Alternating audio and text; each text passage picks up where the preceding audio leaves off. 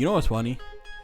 Every time I actually start one of these recordings, I immediately look at the computer screen and not like the actual camera. I want to be able to look into the listener's eyes, look at you and tell you to go on booksamillion.com and go and get you a book. Look at you in the eyes and say, go in the link in our bio, the link in the description, the link on our website, and go and get you some discounted stuff over at Books A Million. Tell them that Hubtaku sent you. Go on and get you some new manga, bro. It's stuff coming out right now that's actually really good, man. You should look into that for real, bro. Spy X Family, you can get Hunter x Hunter. I'ma always keep saying that you can get Sailor Moon, bro. That's my favorite anime and my favorite manga of all time. Go on and check that out. They probably got some manga that you've been waiting on checking for a long time now, and why would you read it online when you can actually get the physicals and read it like we did back then? Bro, ain't nothing like opening a crisp manga, going through the pages, just smelling it, you going to the bookstore or something, or you reading it at home because you don't really like dealing with people. Whatever, the options are endless. But when you do that, you putting money into our pockets so that we can continue giving you quality content. But most importantly, you supporting a major brand like Books A Million and getting them on the map. And even the mostest of important, you continuing to keep your head in the clouds.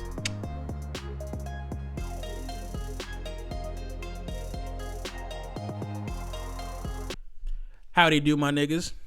Welcome to another episode of Hubtaku FM, brought to you by your host Vonnie. I'm here to talk about music that's near and dear to my heart in this space. We talking about anime, video game, city pop, wrestling, oldies, new shit, everything under the sun. We gonna gush over it, celebrate it, give it some light, get you some better music in your inbox, get you some better music in your playlist, get you some better music that you could share with other people so you look like a cool guy and you get pussy off of my merits. But that's beside the point. Most importantly, we're gonna continue and make sure to keep our head in the clouds.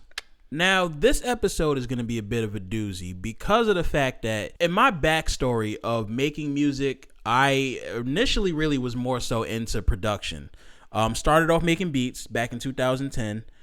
Shout out FL Studio. At that point, I'm always typically more focused on listening to the beat, the production of a song before I listen to the vocals and hear what's actually being said, what's going on. It's just the way in my head. It's just the way my brain works. It's the way I'm wired with all of that. Nature of the beast. It just happens. A lot of producers go through that too.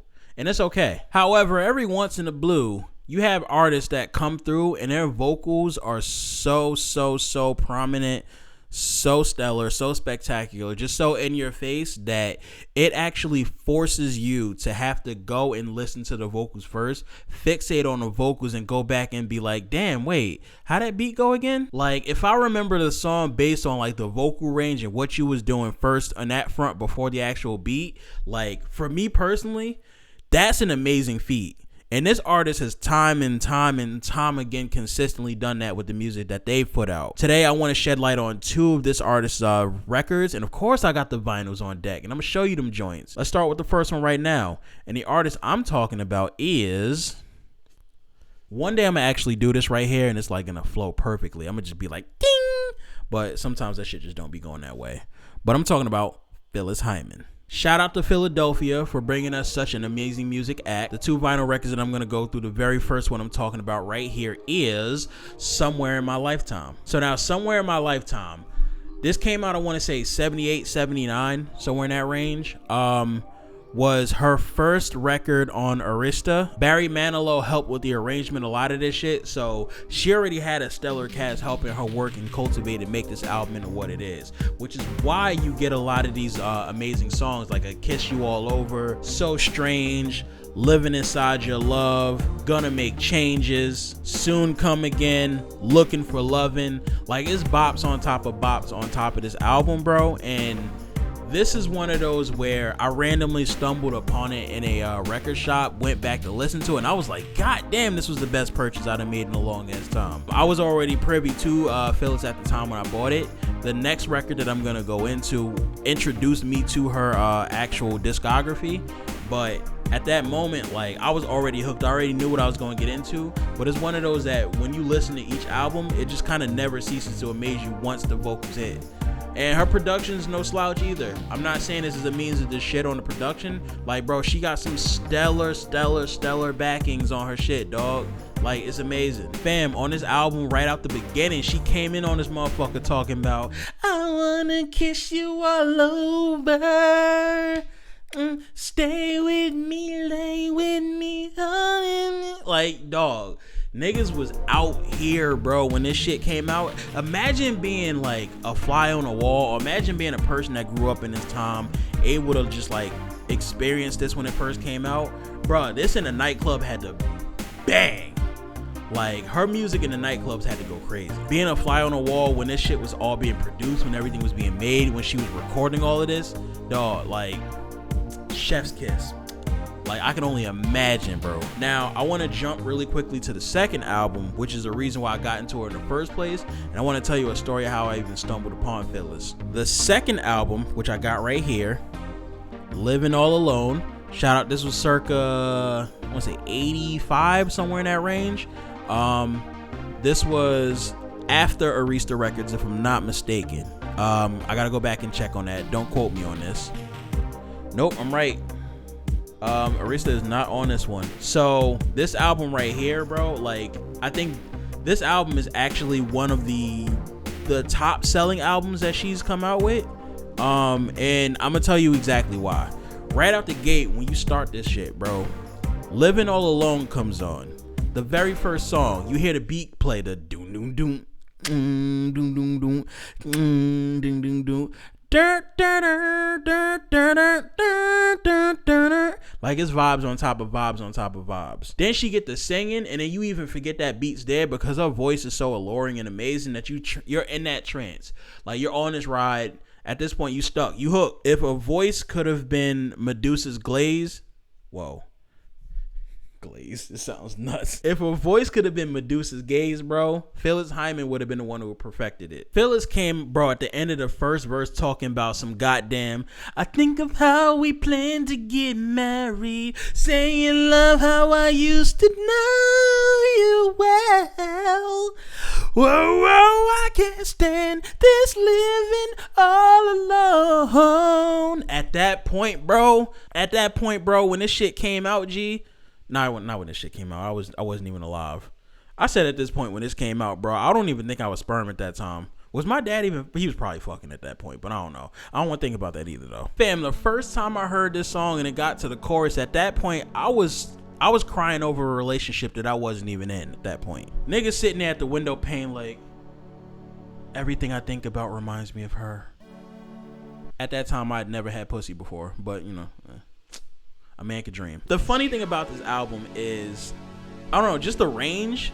In comparison to the prior album, everything about that felt very much like it was 70s, the disco-y sound, just a lot of the instrumentation that was used, the production, all of it felt very much disco, like it was upbeat movement.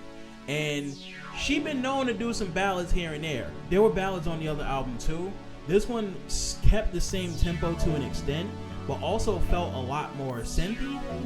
I don't know if synths are really what I would use in that sense, but it sounded like an 80s album. You could tell that things had been boosted a lot more. Yeah, I would say synths, actually, now that I'm thinking about it. I could say those are being utilized. She had like First Time Together on this album. She had Slow Dancing on this album. She covered What You Won't Do for Love on this album, which was fire. But the reason why this album is very much important to me, and the reason why I even got into Phyllis Hyman in the first place, back in my younger years, I was working on beats. This was what, 2010, 2011. Shout out my homie Flows, because at that time he wanted me to sample a couple of songs for him.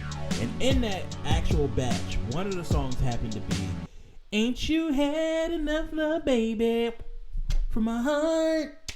Dun, dun, dun, dun, dun, dun, from my heart. Why do I have to feel this way? You're making it harder for me.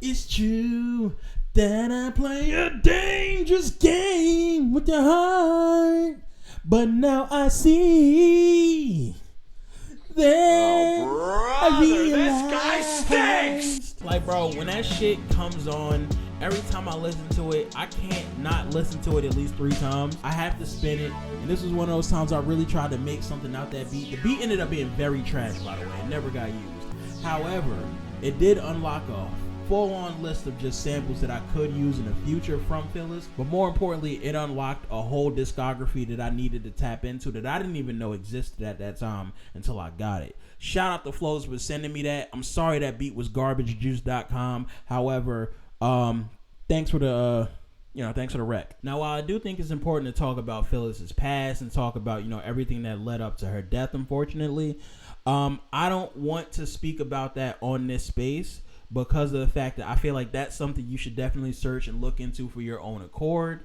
And I want to use this as a space to celebrate the music that she gave us instead of talking about, all these other things that were going on in her life at the moment. Unfortunately, she went through what she went through at that point, but the fact that she was even able and gracious enough to give us these bops, me continuing to play this on, I'm hoping that this is something that she can at least appreciate. All that work that she did was not left in vain. This is something I'm going to be carrying on to the future generations and make sure that, bro, niggas got to listen to this shit. This is why I'm making this video right now, because if you haven't heard of her, you need to be listening to her music. If you have heard of her, you still need to be listening to her music. If you're listening to her music right now, turn that bitch up right now. This shit is a bop and continue to do so. But most importantly, above all, well, I wouldn't actually say above all, because shout out to Phyllis and everything that she's did. But somewhere in that range, just, while you're continuing to listen and blast that music, just make sure you keep your head in the clouds or whatever, right? Thanks. Okay, thanks, bye.